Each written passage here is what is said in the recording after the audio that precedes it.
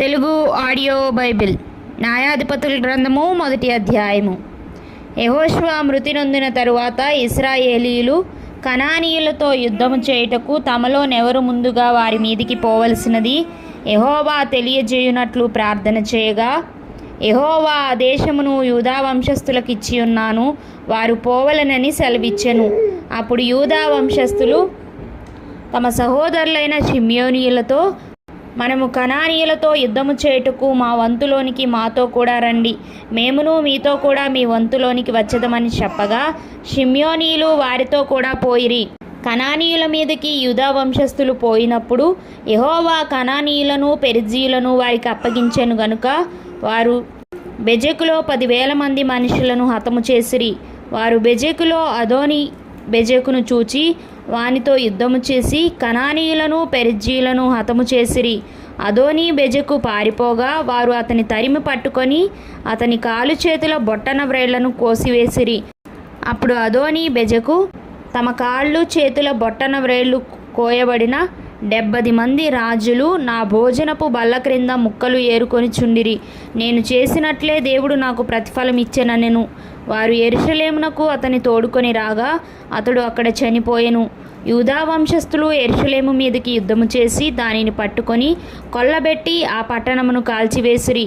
తరువాత యూదా వంశస్థులు మన్యములయందును దక్షిణ దేశమందును లోయయందును నివసించిన కనానీయులతో యుద్ధము చేయుటకు పోయిరి. మరియు యూదా వంశస్థులు హెబ్రోనులో నివసించిన కనానీయుల మీదకి పోయి షేషయిని, అహీమానును, తల్మైని హతము చేసిరి.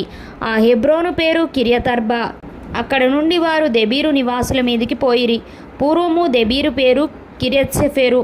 కాలేబు కిర్యత్సెఫెరును పట్టుకొని కొల్లబెట్టువానికి నా కుమార్తె అయిన అక్సాను ఇచ్చి పెండ్లి చేసేదనని చెప్పగా, కాలేబు తమ్ముడైన కనజు కుమారుడు ఒత్నీయేలు దాన్ని పట్టుకొనెను గనుక కాలేబు తన కుమార్తె అయిన అక్సాను అతనికిచ్చి పెండ్లి చేసెను. ఆమె తన పెనిమిటి ఇంట ప్రవేశించినప్పుడు తన తండ్రిని ఒక పొలము అడుగుటకు అతన్ని ప్రేరేపించెను.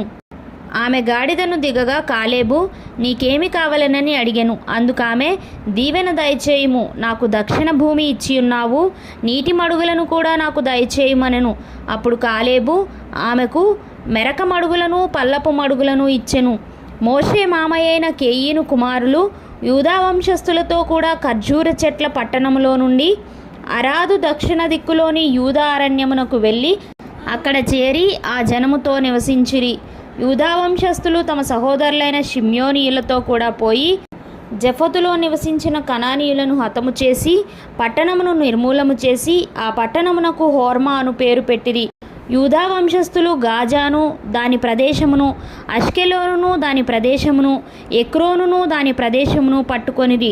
యెహోవా యూదా వంశస్థులకు తోడయ్యున్నందున వారు మన్య దేశమును స్వాధీనపరుచుకొనిరి. అయితే మైదానమందు నివసించు వారికి ఇనుపరథములున్నందున వారిని వెళ్ళగొట్టలేకపోయిరి. మోషే చెప్పినట్లు వారు కాలేబుకు హెబ్రోను నీయగా అతడు 3 అనాకీయులను అక్కడ నుండి పారదోలి దానిని స్వాధీనపరుచుకొనెను. యెరూషలేములో నివసించు ఎబూసీయులను బెన్యామీనీయులు వెళ్ళగొట్టలేదు. ఎబూసీయులు బెన్యామీనీయులతో కూడా నేటి వరకు యెరూషలేములో నివసించున్నారు. యోసేపు ఇంటివారు బేతేలుకు వెళ్ళినప్పుడు యెహోవా వారికి తోడయుండెను. పూర్వము లూజనబడిన బేతేలును వేగుచూచుటకు యోసేపు ఇంటివారు దూతలను పంపగా ఆ వేగుల వారు ఆ పట్టణము నుండి ఒకడు వచ్చుట చూచి, నీవు దయచేసి ఈ పట్టణంలోనికి వెళ్ళు త్రోవను మాకు చూపిన ఎడల మేము మీకు ఉపకారము చేసేదమని చెప్పిరి. అతడు పట్టణములోనికి పోవు త్రోవను వారికి చూపగా వారు ఆ పట్టణమును కత్తివాత హతము చేసిరి గాని ఆ మనిషిని వాని కుటుంబీకులనందరినీ పోనిచ్చిరి. ఆ మనుష్యుడు హిత్తీయుల దేశమునకు వెళ్ళి ఒక పట్టణమును కట్టించి దానికి లూజు అను పేరు పెట్టెను. నేటి వరకు దానికి అదే పేరు.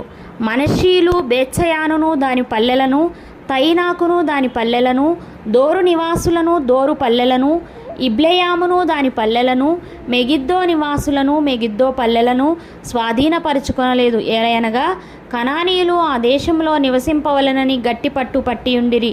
ఇశ్రాయేలీయులు బలవంతులైన తరువాత వారు కనానీయుల చేత వెట్టి పనులు చేయించుకొనిరి, కానీ వారిని బొత్తిగా వెళ్ళగొట్టలేదు.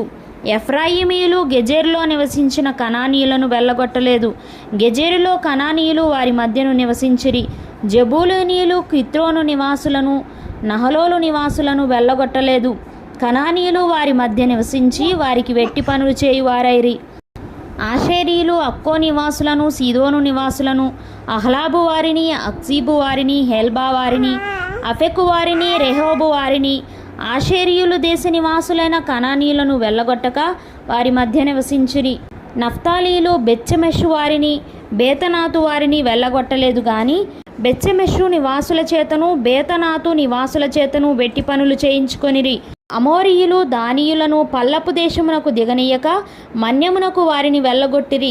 అమోరీయులు అయ్యాలోను, నందలి హెరెసు కొండలోను, షేయల్బీములోను నివసింపవలనని గట్టి పట్టు పట్టి ఉండగా యోసేపు ఇంటివారు బలవంతులై వారి చేత వెట్టి పనులు చేయించుకొనిరి. అమోరీయుల సరిహద్దు అక్రబ్బీము మొదలుకొని హస్సెలా వరకు వ్యాపించెను.